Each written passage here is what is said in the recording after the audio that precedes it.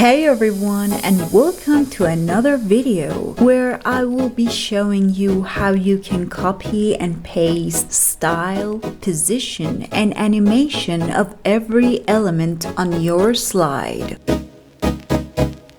For starters, let's create a new slide and give it a background color. The first thing that you're going to learn is a simple copying and pasting elements.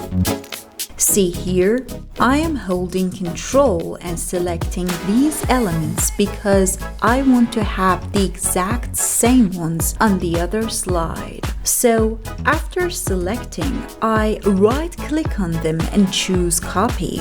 I go to the other slide, right-click and paste elements here. I want to have a button like the one on the previous slide. So what I do is I add a new button, change its text, go back to the other slide, right click on the button, and from Copy Paste Specials, select Copy Styles. All that you see here, from typography to background color, are being copied. So let's go ahead and paste them by right-clicking on the button and selecting Paste Style.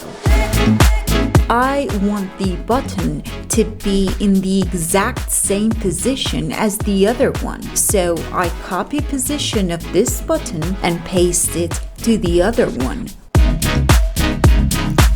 I'm playing the animations, but as you see, our new little button does not have one. So I go back, copy the animation, and paste it here. Let's add a new image to the slide. I go back and I copy everything one by one from Copy Paste Specials, okay, to have the same style, position, and animation on the other image. Now go to the other slide, right-click on the selected image, and one by one paste Style, Paste Position, and Paste Animation.